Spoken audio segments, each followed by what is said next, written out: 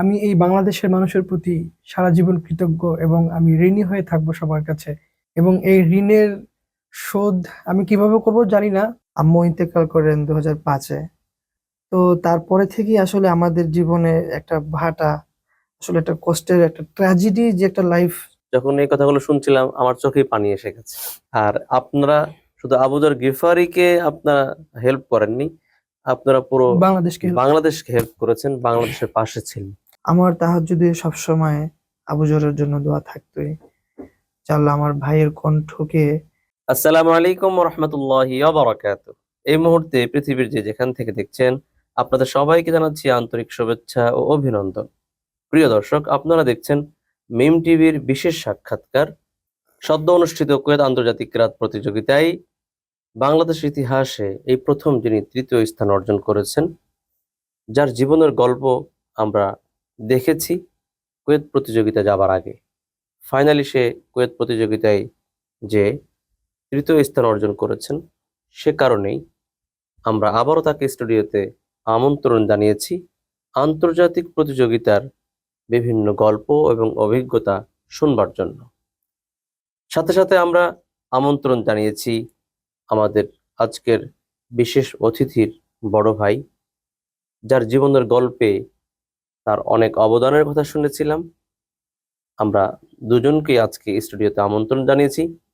আমার বামে আছেন বাংলাদেশের বিশ্বজয়ী কেরাত প্রতিযোগী হাফেজ কারি আবু যর গিফারি।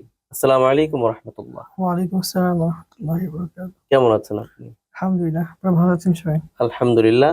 আপনি অনেক আনন্দিত বুঝতেই পারছি, এবং দেশবাসীও আনন্দিত। আপনার কাছ থেকে অনেক অজানা আন্তর্জাতিক পরিমণ্ডলের গল্প শুনবো। ইনশাআল্লাহ। প্রিয় দর্শক, আমার ডান পাশে উপস্থিত আছেন আবু যর গিফারি সাহেবের শ্রদ্ধেয় বড় ভাই, যার অনেক অবদানের কথা শুনেছি। আজকে তাকে আমরা সরাসরি পেয়েছি, আলহামদুলিল্লাহ। আসসালামু আলাইকুম রহমতুল্লাহি ওয়া বারাকাতুহু। ওয়ালাইকুম আসসালাম ওয়া রাহমাতুল্লাহি ওয়া কেমন বারাকাতুহু। আছেন আপনি? আলহামদুলিল্লাহ, ভালো আছি। আপনি কেমন আছেন? আলহামদুলিল্লাহ, আপনাকে পেয়ে আমরা অনেক আনন্দিত, দু ভাইকে একসাথে পেয়েছি। আমিও অনেক আনন্দিত আপনাদের এখানে আসতে পেরে। শুক্রিয়া। প্রিয় দর্শক, আমরা পরিচিত হলাম দুই ভাইয়ের সাথে, বিশ্বজয়ী কারি এবং জাতীয় পুরস্কার প্রাপ্ত বড় ভাই। শুরুতেই আমরা আবু যর গিফারি সাহেবের কাছে যাব।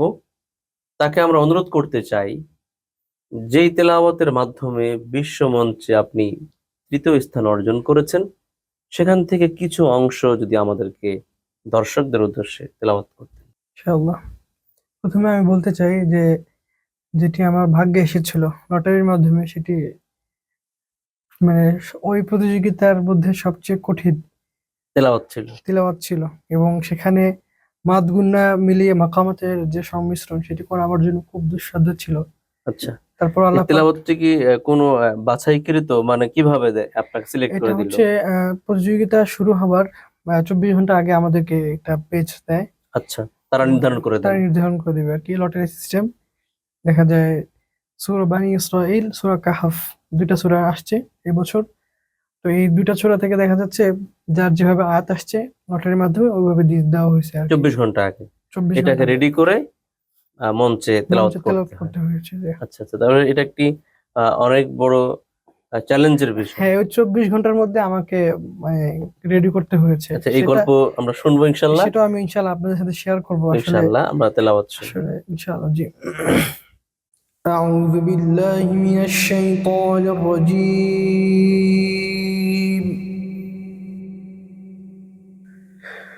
بسم الله الرحمن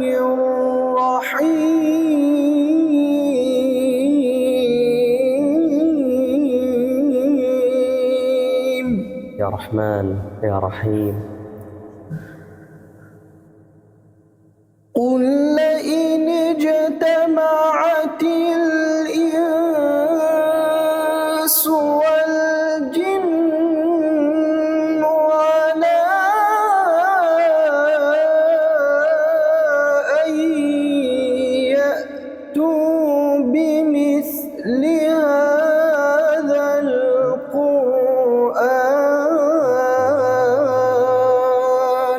أحسنت ما شاء الله. على أن يأتوا بمثل هذا القرآن لا يأتون بمثله أحسنت ما شاء الله، أجمل الصوت. أحسنت.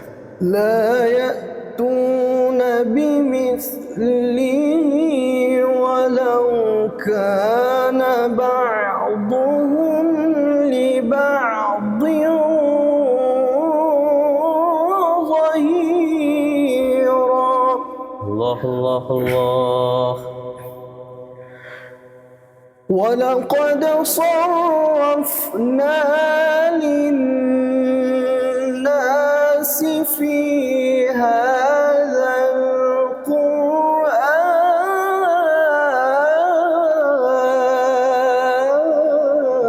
القرآن أحسنت الله. الله يبارك آمين. في هذا القرآن من كل مثل ما شاء الله. فأبى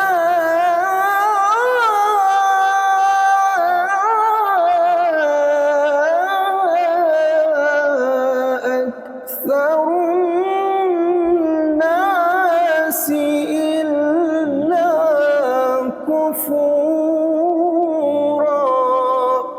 ما شاء الله. وقالوا لن نؤمن لك حتى تفجر لنا من الأرض ينبوعا الله.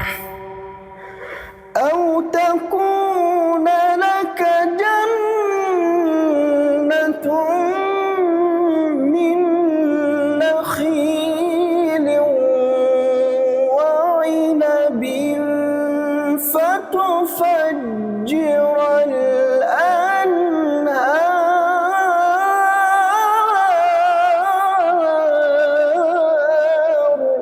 الله.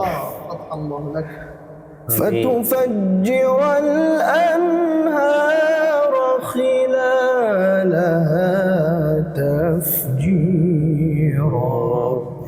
صدق الله العظيم. মাশাআল্লাহ। প্রিয় দর্শক, তার সুললিত কণ্ঠের সুরের মূর্ছনায় হারিয়ে গিয়েছিলাম। অনেক চমৎকার তেলাওয়াত। তেলাওয়াত সংক্ষিপ্ত হয়েছে, তবে অনেক চমৎকার লেগেছে আলহামদুলিল্লাহ। তার এই কণ্ঠকে আল্লাহ তাআলা ইসলামের জন্য কবুল করুন এবং তার এই কণ্ঠের মধ্যে আরো বারাকা দান করুন। আমরা বলছি আমিন। প্রিয় দর্শক, চলুন আমরা তার কাছ থেকে এবারে আন্তর্জাতিক কিছু অভিজ্ঞতা শুনব। আপনি যে ফাইনালি আন্তর্জাতিক প্রতিযোগিতায় গেলেন, আমরা জীবনের গল্পে আপনার অনেক আশা আকাঙ্ক্ষার কথা শুনেছিলাম। আপনি যাবার পর আপনার কেমন অনুভূতি এবং ওইখানে আপনার সব মিলিয়ে অভিজ্ঞতা কেমন ছিল, নতুন কি শিখলেন আমাদের দর্শকদের উদ্দেশ্যে? আলহামদুলিল্লাহ, আল্লাহ পাকের কাছে অসংখ্য অগণিত শুকরিয়া। আসলে এরকম একটি অভিজ্ঞতা শেয়ার করব, এটা আমার জন্য অনেক সৌভাগ্যের। আল্লাহ পাক রব্বুল আলামিন কোরআনের বদৌলতে অনেক বছর যাবত কোরআনের খেদমত নিয়ে থাকার তৌফিক দিয়েছেন। একটু যদি আপনাদেরকে খোলাসা করে বলি, বিভিন্ন মাহফিলে বা বিভিন্ন জাতীয় যে কম্পিটিশন গুলো আছে সেগুলো আমি করেছি, এবং সেগুলো আমি করেছি, ওইগুলোর অভিজ্ঞতা আর এটার অভিজ্ঞতা সম্পূর্ণ একদম ভিন্ন, আকাশ আর পাতাল। এটা আমার জন্য একদম কল্পনায় কখনো আমি আনতে পারিনি। হাজার হাজার মানুষের সামনে তেলাওয়াত করেছি, হাজার হাজার বড় মঞ্চে তেলাওয়াত বড় করেছি বড় মঞ্চে এবং বড় বড় ওস্তাদদের সাথে তেলাওয়াত করে এবং দেশের বাইরেও আপনি জি তেলাওয়াত করেছেন। জি দেশের বাহিরেও লক্ষ লক্ষ মানুষের সামনে তেলাওয়াত করেছি। সেটাই কোথায়? ইটিন্ডা ভারতের যে আছে সেখানে, রাজস্থানে আচ্ছা আচ্ছা, বড় বড় স্টেজে, এবং সেখানে জাজ হিসেবে যাওয়ার সৌভাগ্য হয়েছে আমার। মাশাআল্লাহ। তো মানে এই অভিজ্ঞতা কাছে, মানে এই যে এত এত অভিজ্ঞতা, কখনো জীবনে ভয় পাই নাই, কখনো ডিপ্রেশনে যাইনি বা কখনো পেরেশানি হয় নাই। নিজের পারফরমেন্স নিয়ে কখনো পেরেশানি দিচ্ছিলাম না। তবে কুয়েত প্রতিযোগিতা যখন আমার সিরিয়াল আমি জানলাম যে আমার রবিবার বিকালে পড়তে হবে, আর ওইখানে একটা সিস্টেম কি, আহ, সকল প্রতিযোগীদের পরে হচ্ছে একজন কেরাত প্রতিযোগী পড়বে, সারাদিনে একজন কেরাত প্রতিযোগী পড়বে। মানে এখানে ওইখানে হিফজ প্রতিযোগিতাও ছিল, হ্যাঁ, হিফজ ছিল, আশারা কেরাতে আশারা ছিল প্রতিযোগিতা ছিল। তো এই আর কি, তো ওখানে কয়েকটা ডিপার্টমেন্টের প্রতিযোগিতা কয়েকটা হয়, গ্রুপে। কয়েকটা গ্রুপ হয়, যেরকম সিগহারুল হুফাজ ছোট যে 30 পারা গ্রুপ আছে, বড় যে 30 পারা গ্রুপ আছে, তারপর হচ্ছে কিরাতে আশারা যেটা তাওয়াতুর যেটা বৈধ কিরাত, সেইগুলো নিয়ে হচ্ছে একটা বিভাগ আছে আর কি। তো সবকিছু মিলে ওইটা, আর হচ্ছে ফারউদ তিলাওয়া যেটা আমি ছিলাম আর কি। তো 4টার মতো বিভাগ ছিল আর কি। তো এতগুলো প্রতিযোগিতার মধ্যে দেখা যাচ্ছে সর্বশেষ ফারউদ তিলাওয়া একজন, কারণ একজন। আমাদেরকে আগে বাছাই করতে করতে নিয়ে এমন ভাবে সেট আপ করছে ওরা প্রোগ্রামগুলো, যে প্রতিদিন একজন করে কারি সাহেব দিবে, একজন আচ্ছা। অথবা দুইজন। তো আমার দিন ছিল একজন। আর ভাগ্যক্রমে অন্যান্য সময় দেখা যায় স্টেজের সামনে লোকজন থাকে না, কিন্তু আমার এমন একটা সময় ছিল, ওই সময় দেখা যায় যে কুয়েতের যত বড় বড় শায়েখগণ রয়েছেন, শেখ মিশার রশিদ আফাসি, তারপর আচ্ছা। হচ্ছে শেখ আহমদ আর নুফাইস, যত বড় বড় আপনার শায়েখ। মাসায়ের সাথে আপনার দেখা হয়েছে? জি, আলহামদুলিল্লাহ। আচ্ছা, তো মাশাআল্লাহ। এত বড় বড় শায়েখদের সাথে যখন মানে এবং বাঙালিও তো অনেক ছিল মনে হয়। বাঙালি প্রবাসীদের কথা কি বলবো, এটা আমি আলাদাভাবে বলবো ইনশাআল্লাহ। আচ্ছা হ্যাঁ, আচ্ছা, প্রবাসী ভাইদের কথা আমি বলবো, আমার অনেক বলতে ভালো হবে, লাগার কথা। অবশ্যই বলবো, এটা আসবে ইনশাআল্লাহ। তো দেখা এত বড় বড় শায়েখদেরকে দেখে আমি মানে আমার পুরো শরীর মানে হয়ে গেছে, এসির মধ্যে ফুল, কিন্তু আমি বারবার ঘামিয়ে যাচ্ছি। মানে মানে আমার ওই যে মাথার বলে লোমকূপের গোড়ায় ঘাম জমা হচ্ছে। আমার মাথা থেকে পা পর্যন্ত ভিজা সম্পূর্ণ, এরা আমার দিকে তাকায় আছে। তো আমার যখন সিরিয়াল আসবে, তার আগে আমার তো 2 দিন কোনো ঘুম নাই, টেনশনে যে কি হবে কি পড়বো, ঠিক আছে। এখন এমন একটা আপনি তেলাওয়াত পেয়েছিলেন, আপনি তেলাওয়াতের শুরুতে বলছিলেন 24 ঘন্টা আগে তেলাওয়াত পেয়েছেন। জি, তারপর আপনি আহ ওই সময়টা তো আমার আসলে কোনো ঘুম খাওয়া দাওয়া কোনো কিছুই আপনি হচ্ছে এই না। তেলাওয়াত নিয়ে পরে কি করলেন? প্র্যাকটিস করলেন বা এগুলো কারোর আসবো সাথে? ইনশাআল্লাহ। তেলাওয়াত দিল, এখন আমি দুশ্চিন্তায় পড়ে গেছি যে আসলে কি করবো, আমার কি করণীয় এখন। আমার মানে মাথার মধ্যে দুশ্চিন্তা যে এত কঠিন একটা জায়গা কিভাবে সামলাবো এটাকে, ঠিক আছে। বিশাল বোঝা মাথায়। ঠিক আছে, তার উপরে একটা দেশের দায়িত্ব, আর আমাদের দেশ থেকে যারাই যায় তারা দেখা যায় 4-5 এরকম করে হয়ে আসে। কেরাতে রেজাল্ট করা কঠিন। এটা একটা টাফ ছিল আর কি। তো আমি আল্লাহর কাছে মানে কি বলবো, আসলে আমার কোনো জায়গা ছিল না, আমি সেজদায় পড়ে পাগলের মতো কান্না করে করছি, একদম হুম। পাগল পাগল যেভাবে ছটফট করে। এটা আমি আসলে বলতেছি এই কারণে যে সফলতার গল্পটা আসলে অনেকে জানতে চায়, অবশ্যই ঠিক আছে। আমি পাগল। সফলতা অর্জন করা অনেক কঠিন। হুম। অনেকেই করে। আমাকে যে রুম দেওয়া হয়েছে সেই রুমের মধ্যে কোনো খাওয়া নেই, কিছু নেই। এখন আমি আল্লাহকে বলতেছি যে আল্লাহ, আমার কোনো যোগ্যতাই নেই, ঠিক আছে। এখানে আমার মানে মানে 2জন বিশ্ব চ্যাম্পিয়ন, একজন অলরেডি ইরানে চ্যাম্পিয়ন হয়ে আসছে, শিমসুরি ফিরদৌস, ইন্দোনেশিয়া। আর মালয়েশিয়া সদ্য 2 মাস আগে সে চ্যাম্পিয়ন হয়েছে মালয়েশিয়া কম্পিটিশনে।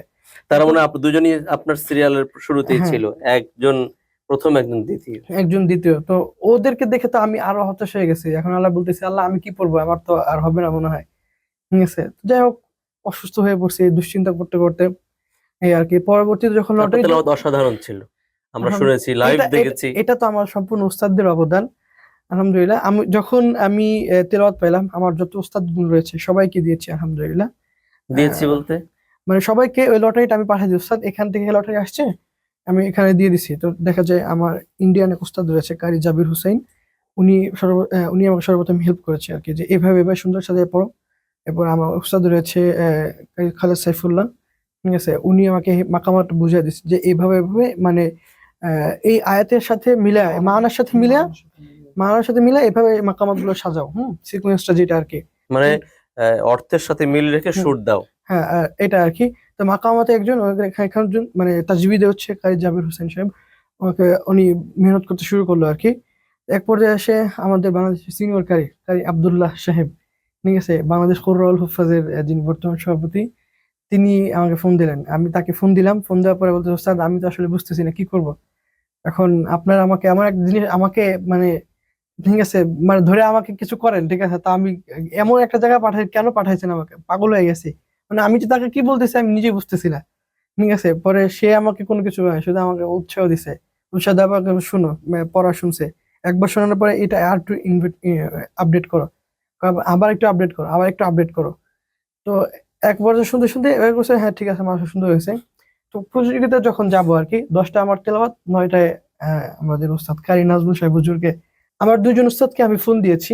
ফোন আচ্ছা দেওয়ার পরে একজনকে পাইনি, সে হয়তো ব্যস্ত ছিল, আর আরেকজন উস্তাদকে ফোন দিছি, কারি নাজমুল সাহেব হুজুর, যার হাতে আমার কেরাতের হাতে ঘড়ি। আচ্ছা মাকামাত জিনিসটা আমি যার মাধ্যমে বুঝতে পারছি, ঠিক আছে। এখন মাকামাত কিন্তু আমি কিছু জানতাম না, আমি হিফজখানায় বসে বসে সারাক্ষণ কেরাত করতাম, বুঝতে পারছেন। এটার ইতিহাস আরেকটা আছে, এটা আবার পরে বলবো ইনশাআল্লাহ, ঠিক আছে। তো হুজুর আমাকে এগুলো নিয়ে অনেক করছে আর কি, বুঝাইছে। ফোন করলাম যে হুজুর আমি তো যাচ্ছি, কি করবো? তুমি যাচ্ছ, পড়াটা শুনি। আমি আগে থেকে বলছিলাম যে হুজুর আমি তো শোনাতে চাই আপনাকে। হুজুর বলে, ঠিক আছে শুনবে ইনশাআল্লাহ, কোনো সমস্যা নেই।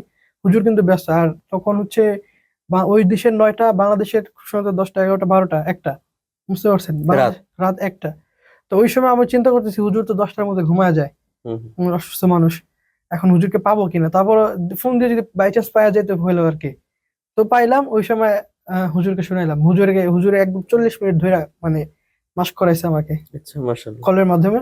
হুজুর আমাকে মাস্ক করাইছে, মাস্ক করে বলছে যে তুমি যতটুকু শুনাইছো এতটুকু যদি দিয়ে আসতে পারো ইনশাআল্লাহ, ঠিক আছে, তাইলে আশা করি মানে তুমি রেজাল্ট একটা একের করতে মধ্যে পারবে। থাকবে। এটা হুজুর বলছে তুমি একের মধ্যে থাকবে ইনশাআল্লাহ, ঠিক আছে। তেলাওয়াত শুনে শেষ করে আসলাম, আসার পরে হুজুরকে বললাম এই অবস্থা। তো হুজুর তো তেলাওয়াত শুনছে, তুমি আমাকে যে পরিমাণ শুনাইছো তার 60% আসছে, 60% আসছে। কারণ মঞ্চে ওঠার পরে মানে হ্যাঁ, ওইটা তো বলবো মাঝখানে কি ঘটনা আছে। হুজুরকে শুনে গেলাম নিচে, নিচে যাওয়ার পরে যখন অ্যাম্বাসেডর আসছে, বাংলাদেশি অ্যাম্বাসেডর, তার সাথে দেখা করতেছি, এখন তার সাথে মুসাফা করে আমার তো মাথা ঘুরতেছে। আমি তো, টেনশন। আমার এরকম মানে এরকম মনে হচ্ছে যে কাঁপতেছে, ভূমিকম্প হলে যেমন হয় আর কি, এমন অবস্থা। এখন শরীর এরকম করে কাঁপতেছে, শরীর কোনো শক্তি নাই, কিছু নেই, কি করবো কিছু। মানে কি জানি হচ্ছে শরীরের মধ্যে, হ্যাঁ। ঠিক আছে, এখন আমি পাগল হয়ে গেছি। তো ওই সময় আলহামদুলিল্লাহ বাংলাদেশি এক প্রবাসী আবু রায়হান ভাই করে আর কি, উনি কি করছে, আমি ওনাকে বললাম যে ভাই আমার তো আসলে শরীর ই হয়ে গেছে, মানে শরীর আমার তো সাধারণ শ্বাসকষ্ট, আমি আমার মানে খারাপ লাগলে আমার মানে শ্বাসকষ্ট উঠে যায় আর কি। আচ্ছা আচ্ছা। তো শ্বাসকষ্ট উঠে যাচ্ছে, এখন আমি কি করবো? শ্বাসকষ্টের কিছু সরঞ্জামা দিয়ে এখন তো ওষুধ আমি নিয়ে। ওখানে মানে ওষুধ খেয়ে যতটুকু রিকভার করতে পারছি, এখন তো কি করবো কিছু বলতে পারতেছি না। এখন সে ওখানে হাত পা মাথা পাতার দিকে শুরু করে সব চাপা শুরু করছে। সে আমাকে একটু ফিট করছে, ফিট করে ওখানে যা বসছি, বসার পরে এখন বলতেছে ভাই আমার তো আবার মাথা ব্যথা করতেছে। সে আবার নিয়ে আসছে, নিয়ে আসার পরে, আবু রায়হান সাহেব। হ্যাঁ আবু রায়হান সাহেব, ঠিক আছে, সে ওখানে কুয়েত প্রবাসী। আরো ওখানে দেখা যায় সানাউল্লাহ ভাই ছিলেন, ঠিক আছে, ফরিদ ভাই ওনারা ছিলেন, ঠিক আছে। ওনারা হচ্ছে বাংলাদেশ প্রবাসী কিন্তু কুয়েত ওখানে আর কি ই করে আর কি। ব্যবসা করে। হ্যাঁ ও না, ওখানকার আওকাফি ই করে আর কি। আচ্ছা। না ইমাম না, ওইখানকার এই যে আওকাফ রয়েছে সে আওকাফের দায়িত্বশীল। অফিসে দায়িত্বশীল বাংলাদেশি প্রবাসী। তো ওনারা যথেষ্ট পরিমাণে হেল্প করছে, কেউ বসে গরম পানি নিয়ে আসছে, কেউ ই করছে, মানে যতটুকু যা লাগে। তারা বসে দেখো কেয়াতে কোনো প্লেস নেই, আমরা এবার চাই, ইনশাআল্লাহ। এবার আমরা চাই, ঠিক আছে, আমরা এত কিছু জানি না, ঠিক আছে, তোমার যা লাগে, পুরস্কার পাওয়া চাই। ঠিক আছে, তোমার যা লাগে, তোমার আমরা আমরা তোমার জন্য প্রস্তুত, তোমার যা লাগে। আমার কিছু মানে যে জিনিসটা প্রয়োজন, ওষুধ থেকে শুরু করে নিয়ে যাবতীয় যত যা কিছু আছে, হ্যাঁ, মানে আমি চাওয়ার আগে ওনারা হাজির করছে আমার কাছে, মাশাআল্লাহ। বুঝতে আল্লাহ পারছো। আল্লাহ তাদেরকে উত্তম জাযা খায়ের আমি দান করুন। চাওয়ার আগে তারা হাজির করছে, ওষুধ একটু সমস্যা, গলা বসা, কাশি, সাহেব আসছে এই অবস্থা, তারা আমাকে মেডিকেলে নিয়ে গেছে, ঠিক আছে, তারা আবার নিয়ে আসছে, মানে যত। প্রিয় দর্শক, যদি এই ভিডিওটি দেখে থাকেন, আমাদের অতিথি যাদের কথা বলছেন, আবু রায়হান সাহেব, ফরিদ সাহেব, আরো যাদের নাম বললেন, সানাউল্লাহ বা মানিক, সানাউল্লাহ সাহেব, এবং আরো যারা ছিলেন নাম আসেনি, অনেকে অনেকে।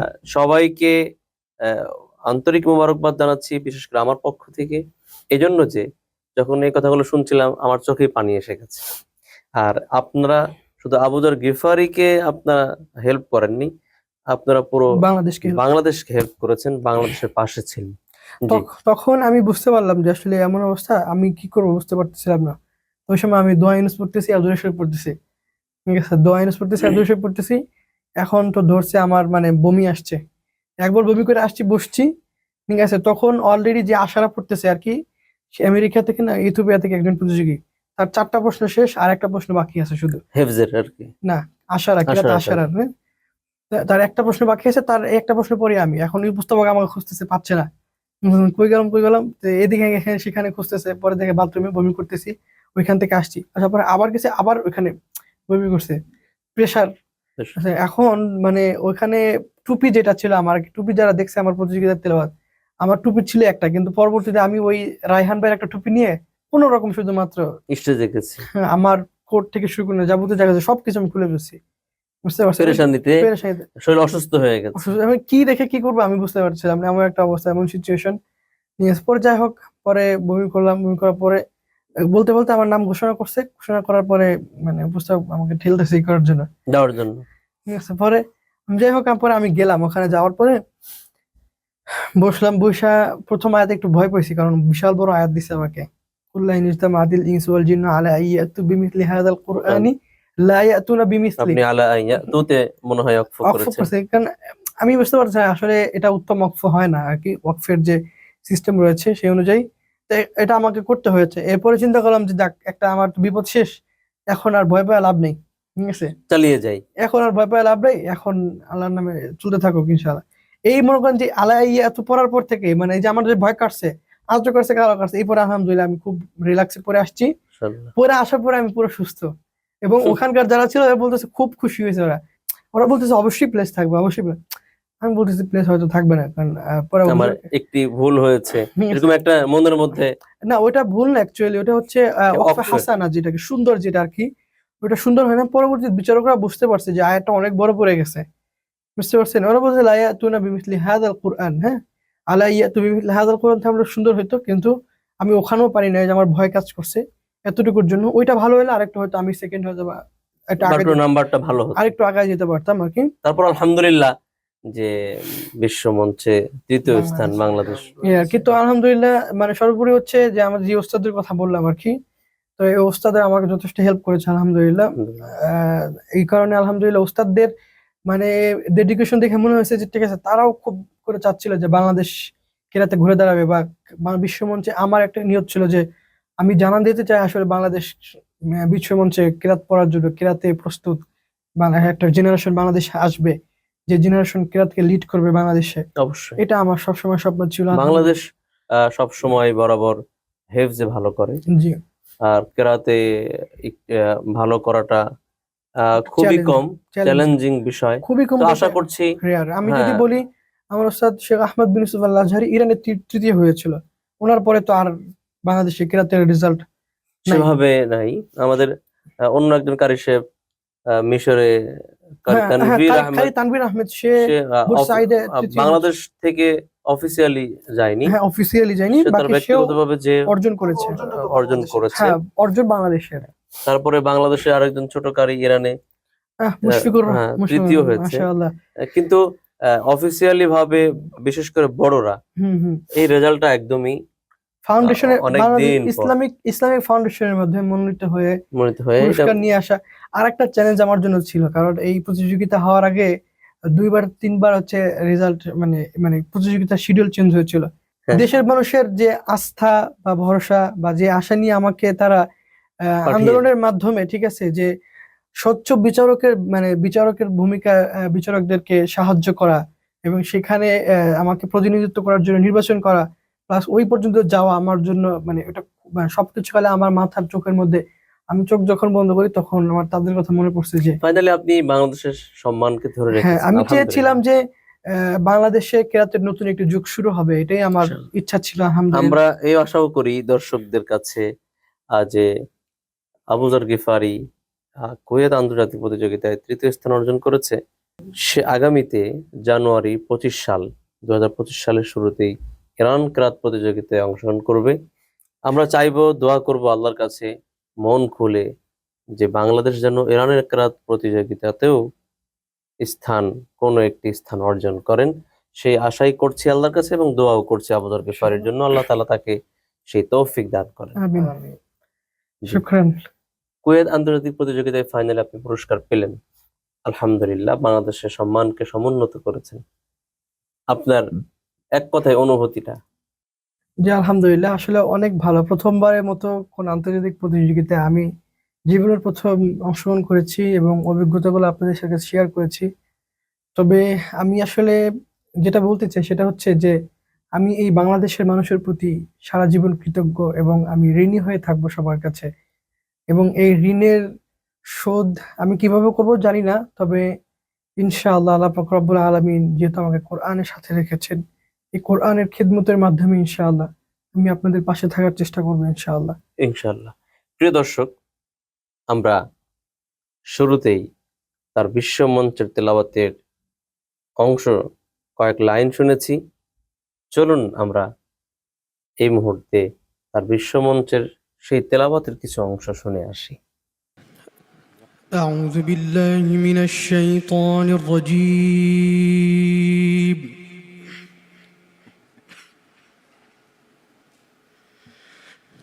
بسم الله الرحمن الرحيم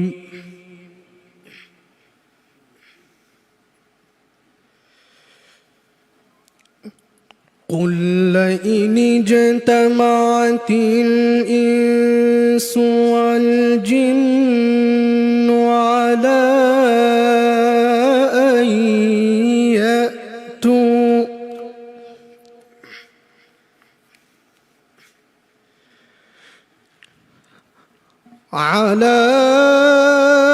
أن يأتوا بمثل هذا القرآن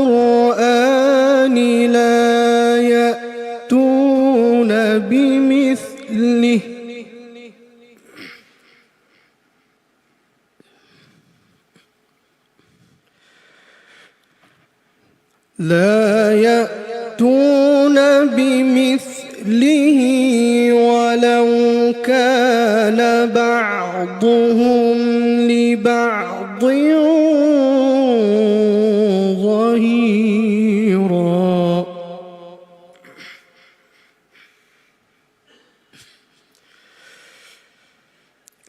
ولقد صرفنا للناس في هذا القرآن من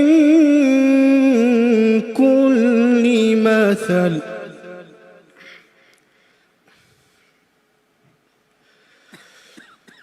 فأبى أكثر الناس إلا كفورا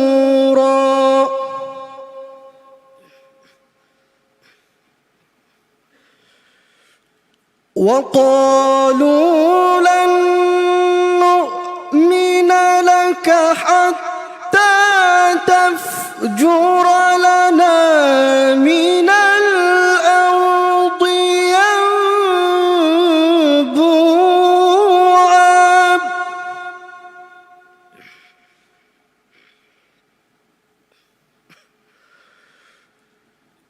أو تكون لك جنة من نخيل وعنب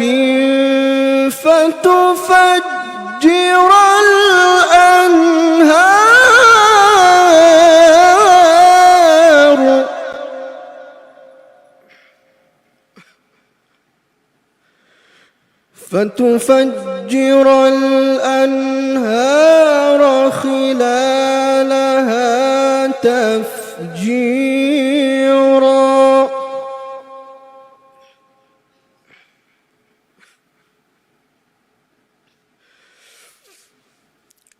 أو تسقط السماء كما زعمت علينا كسفا أو تأتي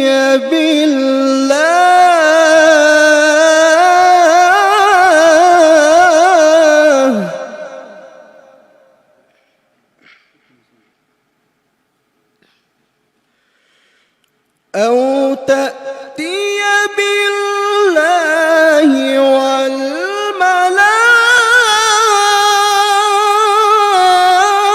والملائكة قبيلا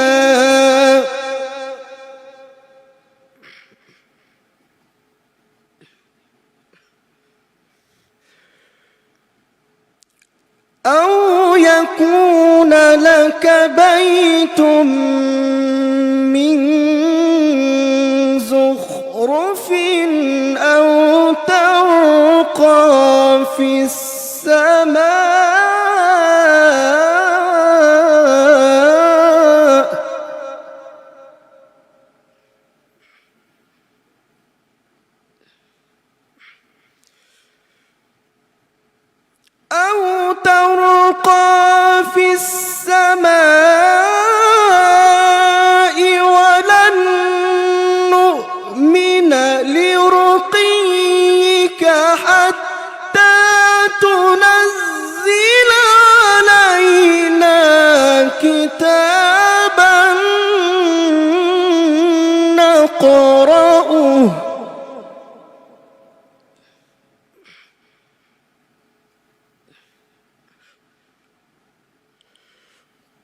قل سبحان ربي هل كنت إلا بشرا رسولا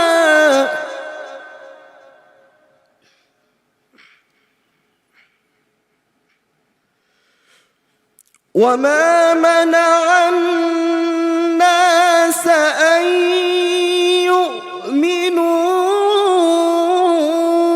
إذ جاءهم الهدى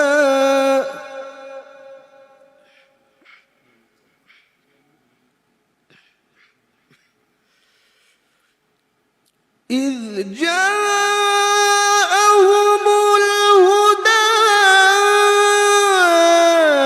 إلا أن قالوا أبعث الله بشرا رسولا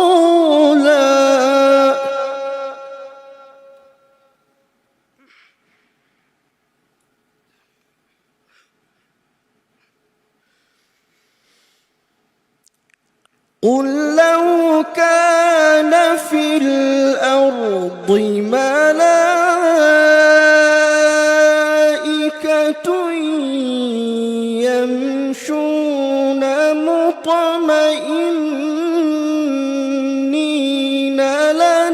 لنزلنا عليهم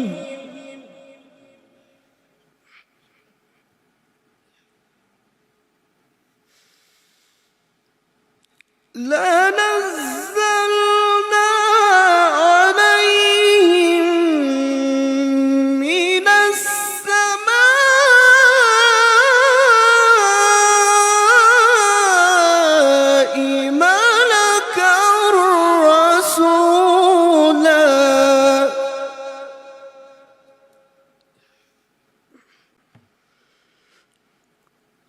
قل كفى بالله شهيدا بيني وبينكم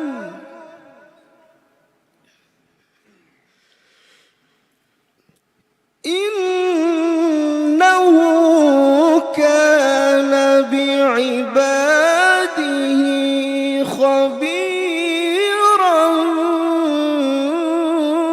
بصيرا صدق الله العظيم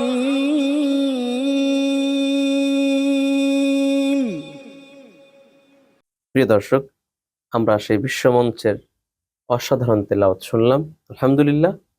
এবারে আমরা তার জীবনের গল্পে তার বড় ভাইয়ের অনেক অবদানের কথা শুনেছি। চলুন সরাসরি আমরা তার বড় ভাইয়ের কাছ থেকে কিছু কথা শুনি। আপনিও একজন কারি, তার জীবনের গল্পে আপনার ছোট ভাই বলেছে এবং আপনিও চমৎকার তেলাওয়াত করেন। আপনার তেলাওয়াত শুনবো ইনশাল্লাহ। তো তার আগে আপনার কাছ থেকে কিছু আবু যর গিফারি সম্পর্কে কিছু শুনতে চাই। আলহামদুলিল্লাহ, সবার আগে আল্লাহর কাছে শুকরিয়া আদায় করছি। আসলে আবু যর এই যে অর্জনটা নিয়ে এসেছে আমাদের, এটা শুধু আমাদের জন্য আনন্দ না, আসলে পুরো দেশের জন্য নিশ্চয়। একটা আনন্দ। তো আমার পরিবার, আত্মীয় স্বজন সবাই খুব খুশি। আর আবু যরের পিছনে আসলে আমাদের জীবনে আমরা ৩ ভাই, অনেক ট্র্যাজেডি আছে। আম্মু ইন্তেকাল করেন 2005-এ। তো তারপরে থেকেই আসলে আমাদের জীবনে একটা ভাটা, আসলে একটা কষ্টের একটা ট্র্যাজেডি, যে একটা লাইফ চলে এসেছে। এই কথা আবু যর গিফারি সাহেব অলরেডি তার জীবনের গল্পে আমরা শুনেছি। জি জি এবং এর সাথে সাথে আপনার আম্মু মারা যাওয়ার পরে আপনার অবদান, তার বাবার অবদান এবং আরেকজন ওস্তাদের অবদানের কথা বলেছেন। তো আপনার কথাটা অনেকবার উঠে এসেছে কয়েকবার। তো আপনার কাছ থেকে তার আসলে ব্যাপারে আমি মানে অল্প অল্প করে শর্টকাটে বলছি। আবু যর ছোটবেলা থেকে ওর কণ্ঠ খুব সুন্দর ছিল। আলহামদুলিল্লাহ, আমার আমাদের 3 ভাইকে আল্লাহ তাআলা কণ্ঠ নিয়ামত দিয়েছেন, আল্লাহর শুকরিয়া আলহামদুলিল্লাহ। আদায় করছি। আমি একসময় ইসলামী সঙ্গীত শিল্পী ছিলাম, গান গাইতাম, ইসলামী গান গাইতাম। আচ্ছা, মাশাআল্লাহ। কিন্তু এটাতে আমার আসলে দিল ভরতো না। আমার আসলে স্বপ্ন ছিল যে আমি পৃথিবীতে, বিশ্বের বুকে আমাদের বংশ থেকে আমরা কিছু একটা করতে চাই, একটা চিহ্ন রেখে যেতে চাই, আমাদের নাম থাকুক। এইজন্য আমি গান, ইসলামী গান ছেড়ে দিয়ে যাত্রাবাড়িতে কারি নাজমুল হাসান সাহেবের মাদ্রাসায় আসলাম। তো আমার টার্গেট ছিল, ইসলামী গানে তো ইন্টারন্যাশনাল কোনো প্রতিযোগিতা হয় না, কেরাতে হয়, হিফজে হয়। তো আমি এটা নিয়ে কিছু একটা করব।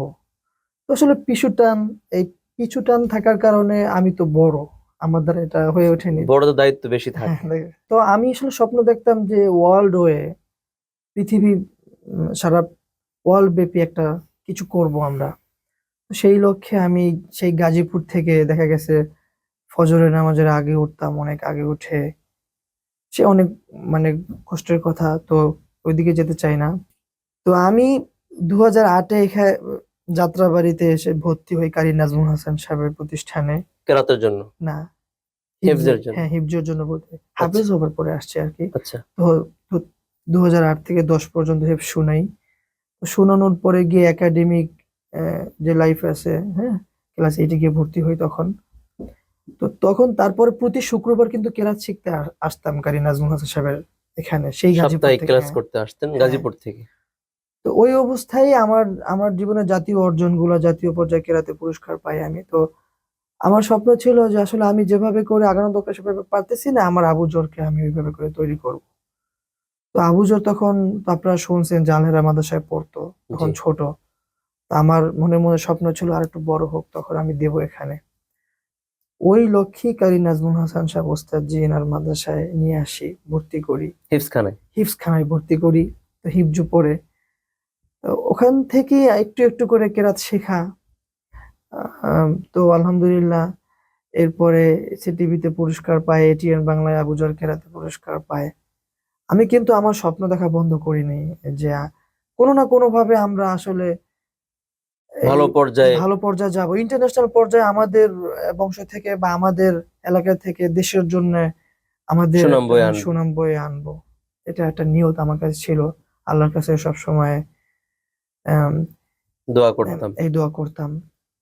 তো আলহামদুলিল্লাহ আবুজর এই একটু একটু করে আগাচ্ছিল। তো তো অবশেষে একদম আন্তর্জাতিক একটা অঙ্গনে আমাদের দেশের জন্য একটা অর্জন নিয়ে আসছে সে। আহ, তৃতীয় স্থান হ্যাঁ, অর্জন তৃতীয় করেছে। স্থান যে অর্জন করেছে, আলহামদুলিল্লাহ। আলহামদুলিল্লাহ, আল্লাহর কাছে হাজার শুকরিয়া।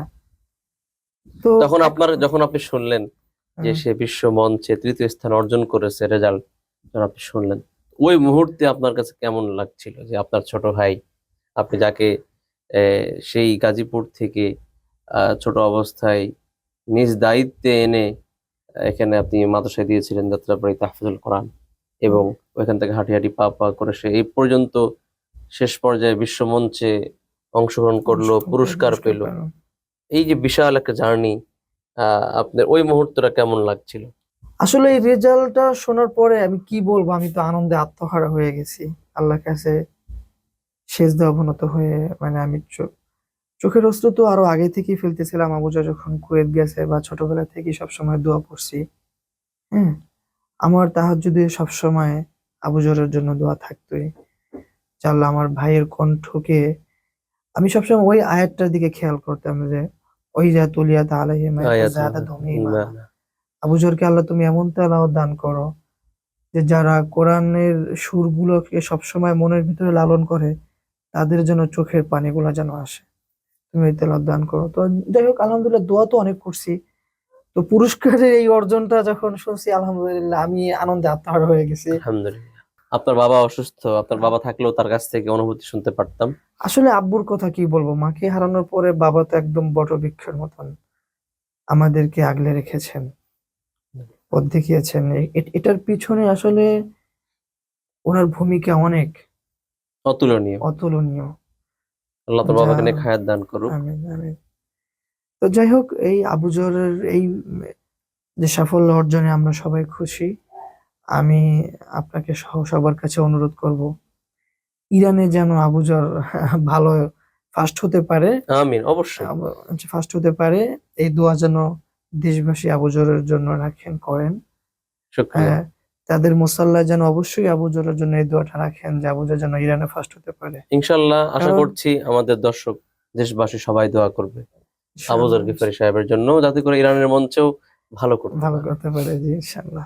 প্রিয় দর্শক, আমরা কথা বলতে বলতে অনেকটা সময় পার করলাম। আমরা আবারও জানতে চাই, আপনার যদি শেষ কোনো কথা বলার থাকে আমাদের এই অনুষ্ঠানে। শেষ কথা বলতে হচ্ছে দর্শকদের উদ্দেশ্যে বলবো, বা যারা কোরআনের সাথে সংশ্লিষ্ট রয়েছে বা কিরাতের সাথে সংশ্লিষ্ট রয়েছে, তাদেরকে বলবো হচ্ছে যে ধারাবাহিকতা বজায় রাখতে হবে, হতাশ হওয়া যাবে না, এবং উস্তাদদের সান্নিধ্যে থাকতে হবে, উস্তাদদের দোয়া নিতে হবে। ইনশাআল্লাহ সফলতা আসবে। এবং আমি আমার তিনজন উস্তাদকে বেশি কৃতজ্ঞতা জানাতে চাই। তার মধ্যে দুজন উস্তাদ হচ্ছে, একজন হচ্ছে শেখ কারি নাজমুল হোসেন দামাত বরকাতুহুম, আরেকজন হচ্ছে শেখ কারি আহমদ বিন ইউসুফ আল আজহারি। ওনাদের সহযোগিতা এবং দোয়ার মাধ্যমে এবং ওনাদের যে পরামর্শ ছিল তেলাওয়াত করার জন্য, এই পর্যন্ত আপনার আশা? এই পর্যন্ত আসা। সে হয়তো ব্যস্ত ছিলেন আর কি, সেই উনি যেহেতু একটি বড় ক্যাচ সম্মেলনের আয়োজন করেন, সেক্ষেত্রে ওনার সময় দেওয়াটা সম্ভব হয়নি। বাকি তবে উনি দোয়া আমাকে ছিল আপনার জন্য। অনেক আগেই উনি আমাকে কেরাতের জন্য প্রস্তুত করেছেন, যে এই আর কি। তো এই জন্য শাইখের অবদান আলহামদুলিল্লাহ অনেক বেশি। যেহেতু আপনি সামনে ইরান যাবেন, এই উদ্দেশ্যে দর্শকদের উদ্দেশ্যে কিছু।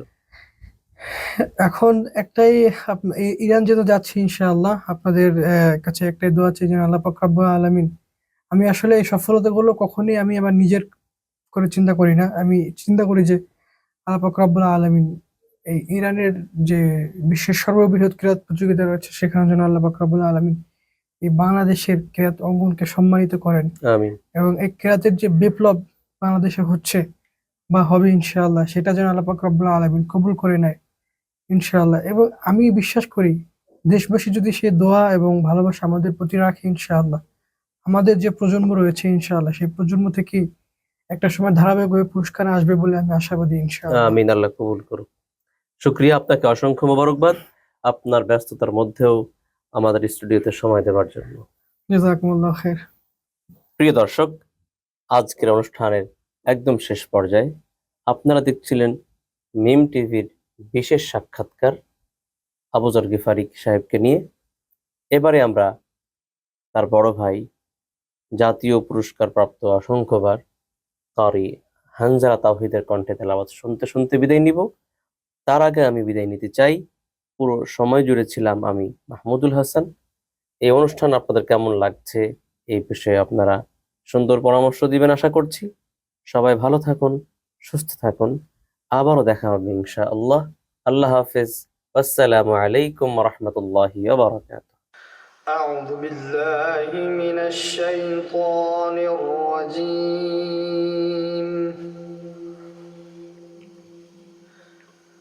بسم الله الرحمن الرحيم. الله. وقال الذين كفروا لا تسمعوا لهذا القرآن والغوا فيه لعلكم تغلبون.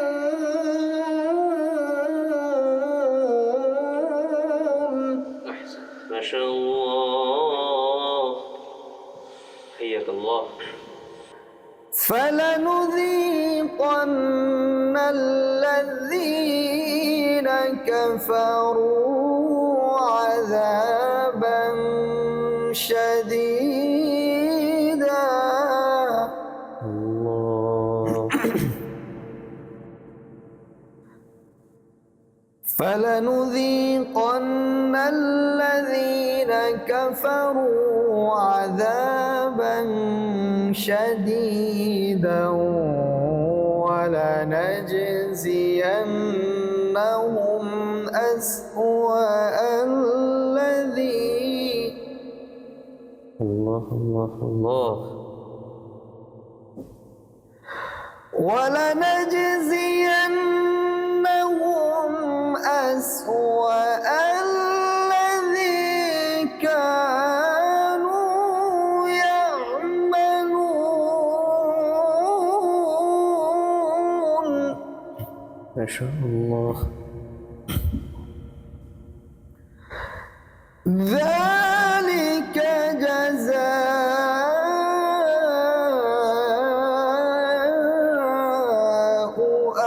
أعداء الله النار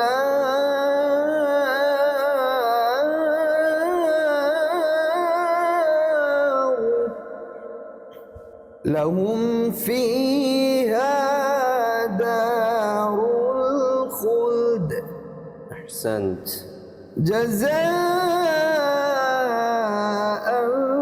بما كانوا بآياتنا يجحدون